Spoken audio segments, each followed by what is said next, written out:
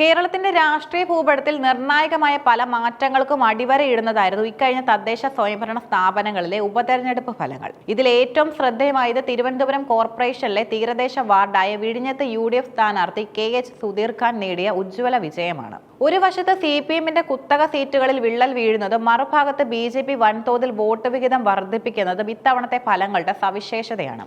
ഇതിനൊപ്പം പിറവത്തും നിലമ്പൂരിലും നടന്ന തിരഞ്ഞെടുപ്പുകൾ ഓരോ മുന്നണികൾക്കും കൃത്യമായ സന്ദേശങ്ങളാണ് നൽകുന്നത്. തിരുവനന്തപുരം കോർപ്പറേഷന്റെ അധികാര രാഷ്ട്രീയത്തിൽ വിഴിഞ്ഞത്തിന് വലിയ സ്ഥാനമുണ്ട്. വിഴിഞ്ഞം അന്താരാഷ്ട്ര തുറമുഖത്തിന്റെ നിർമ്മാണവും അതുമായി ബന്ധപ്പെട്ട പുനരധിവാസ പാക്കേജുകളും ലത്തീൻ രൂപതയുടെ നേതൃത്വത്തിൽ നടന്ന സമരങ്ങളുമെല്ലാം ഈ വാർഡിലെ വോട്ടർമാരെ സ്വാധീനിക്കുന്ന ഘടകങ്ങളാണ്. UDFന്റെ സ്ഥാനാർത്ഥി KH സുധീർ ഖാൻ 2902 വോട്ടുകൾ നേടിയാണ് വിജയിച്ചത്. കടുത്ത പോരാട്ടം കാഴ്ചവെച്ച CPMലെ നൌഷാദ് 2819 വോട്ടുകൾ നേടി. വെറും 83 വോട്ടുകളുടെ ഭൂരിപക്ഷത്തിലാണെങ്കിലും ചെങ്കോട്ടയായി അറിയപ്പെട്ടിരുന്ന വിഴിഞ്ഞം പിടിച്ചെടുക്കാൻ സാധിച്ചത് കോൺഗ്രസിന് വലിയ രാഷ്ട്രീയ നേട്ടമായി.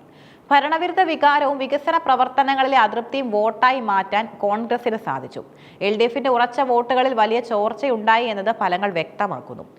സർക്കാരിന്റെ വികസന നയങ്ങൾ പുകഴ്ത്തുമ്പോഴും പ്രാദേശികമായ പ്രശ്നങ്ങളിൽ ജനങ്ങളെ തൃപ്തിപ്പെടുത്താൻ ഇടതുമുന്നണിക്ക് സാധിച്ചിട്ടില്ല.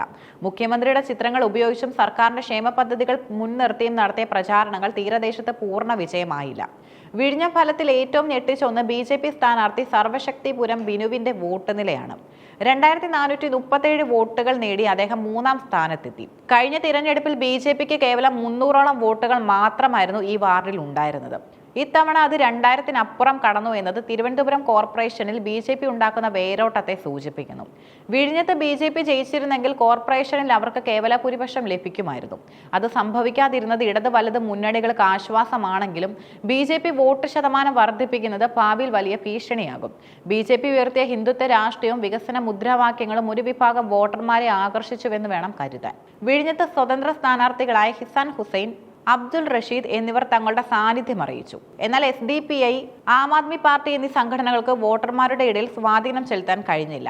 SDPIക്ക് 33 വോട്ടും ആം ആദ്മി പാർട്ടിക്ക് 31 വോട്ടും മാത്രമാണ് ലഭിച്ചത്. ഇത് സൂചിപ്പിക്കുന്നത് വോട്ടർമാർ പ്രധാന രാഷ്ട്രീയ ചേരികളെയാണ് വിശ്വസിക്കുന്നതെന്നാണ്. വിഴിഞ്ഞം വിജയിച്ചതോടെ തിരുവനന്തപുരം കോർപ്പറേഷനിൽ UDF അംഗങ്ങളുടെ എണ്ണം 20ആയി ഉയർന്നു. നിലവിൽ BJPക്ക് 50 അംഗങ്ങളും LDFന് 29 അംഗങ്ങളുമാണുള്ളത്. 2 സ്വതന്ത്രന്മാരിൽ ഒരാളായ പാറ്റൂർ രാധാകൃഷ്ണന്റെ പിന്തുണ BJPക്ക് ഉള്ളതിനാൽ സഭയിൽ അവർക്ക് 51 പേരുടെ ഭൂരിപക്ഷമുണ്ട്. എന്നിരുന്നാലും കോൺഗ്രസ് ശക്തിപ്പെടുന്നത് ഭരണപക്ഷമായ BJPക്കും പ്രതിപക്ഷമായ LDFനും ഒരുപോലെ വെല്ലുവിളിയാണ്. എറണാകുളം ജില്ലയിലെ പിറവം പാമ്പകുട പഞ്ചായത്തിലെ ഓണക്കൂർ 10ാം വാർഡിൽ LDF സ്ഥാനാർത്ഥി CB രാജീവ് നേടിയ വിജയം ഇടതു മുന്നണിക്ക് വലിയ കരുത്തായി. UDF സ്ഥാനാർത്ഥിയുടെ മരണത്തെ തുടർന്നാണ് ഇവിടെ ഉപതെരഞ്ഞെടുപ്പ് നടന്നത്. ഭൂരിപക്ഷം 221 വോട്ടുകൾ. 15-അംഗ ഭരണസമിതിയിൽ UDF ഇപ്പോഴും ഭൂരിപക്ഷം ഉണ്ടെങ്കിലും ഒരു സീറ്റ് തിരിച്ചുപിടിക്കാൻ കഴിഞ്ഞത് ഇടതുപക്ഷത്തിന്റെ ശുഭസൂചനയാണ്. UDFന്റെ സിറ്റിംഗ് സീറ്റായിരുന്നു ബാബുവിന്റെ മരണത്തോടെ ഒഴിവ് വന്നത്. അത് പിടിച്ചെടുക്കാൻ കഴിഞ്ഞത് CPMന്റെ പ്രവർത്തന മികവായി വിലയിരുത്തപ്പെടുന്നു. മലപ്പുറം ജില്ലയിലെ നിലമ്പൂർ മുത്തേടം പഞ്ചായത്തിലെ പായിമ്പാടം വാർഡിൽ UDF സ്ഥാനാർത്ഥി സുബൈദ കൊരമ്പയിൽ ജയിച്ചു കയറി. ഇവിടെ 222 വോട്ടിന്റെ ഭൂരിപക്ഷമാണ് UDFന് ലഭിച്ചത്. ഈ വിജയം മുത്തേടം പഞ്ചായത്തിൽ UDFന്റെ ശക്തി ഒരിക്കൽ കൂടി തെളിയിച്ചു. 18 വാർഡുകളുള്ള പഞ്ചായത്തിൽ 17 ഇടത്തും UDF ആണ് ഭരിക്കുന്നത്. പോളിംഗ് ശതമാനത്തിലുണ്ടായ വർധനവ് UDFന് അനുകൂലമായി മാറി. വാർഡിലെ വികസന മുരടിപ്പും രാഷ്ട്രീയ ആരോപണങ്ങളും LDFന് തിരിച്ചടിയായി. ഈ ഉപതെരഞ്ഞെടുപ്പ് കാലയളവിൽ കേരള രാഷ്ട്രീയത്തിൽ കത്തിനിന്ന വിവാദങ്ങൾ ഫലങ്ങളെ ബാധിച്ചിട്ടുണ്ടോ എന്നതും കൗതുകകരമാണ്. തന്ത്രിയുടെ അറസ്റ്റും അനുബന്ധ വിവാദങ്ങളും BJP രാഷ്ട്രീയ ആയുധമായി മാറ്റിയെങ്കിലും അത് വലിയ തോതിൽ വോട്ടായി മാറിയില്ല. യൂത്ത് കോൺഗ്രസ് അധ്യക്ഷനെതിരെയുള്ള കേസുകളും അറസ്റ്റും കോൺഗ്രസ് പ്രവർത്തകരെ വൈകാരികമായി ഒന്നിപ്പിക്കാൻ സഹായിച്ചു.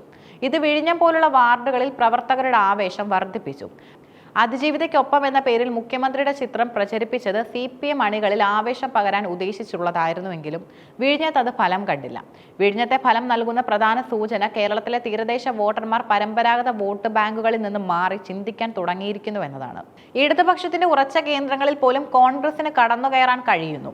അതേസമയം BJPയുടെ വോട്ട് വർധന ഗൗരവകരമായ ഒരു മുന്നറിയിപ്പാണ്. പിറവത്തെ ഫലം ഗ്രാമീണ മേഖലകളിൽ ഇടതുപക്ഷത്തിന് ഇപ്പോഴും വലിയ സ്വാധീനമുണ്ടെന്നും വ്യക്തമാക്കുന്നു. നിലമ്പൂരിലാകട്ടെ UDF തങ്ങളുടെ കോട്ടകൾ ഭദ്രമായി കാക്കുന്നു. ഈ ഉപതെരഞ്ഞെടുപ്പ് ഫലങ്ങൾ വരാനിരിക്കുന്ന നിയമസഭാ തിരഞ്ഞെടുപ്പിലേക്കോ അല്ലെങ്കിൽ മറ്റ് പൊതു തെരഞ്ഞെടുപ്പുകളിലേക്കോ ഉള്ള കൃത്യമായ സൂചനയല്ലെങ്കിലും രാഷ്ട്രീയ പാർട്ടികൾക്ക് തങ്ങളുടെ തന്ത്രങ്ങൾ പുനഃപരിശോധിക്കാനുള്ള അവസരമാണ് നൽകുന്നത്. വിഴിഞ്ഞത്തെ 83 വോട്ടിന്റെ ഭൂരിപക്ഷം പോലും ജനാധിപത്യത്തിൽ എത്രത്തോളം നിർണായകമാണെന്ന് ഈ ഫലങ്ങൾ തെളിയിക്കുന്നു.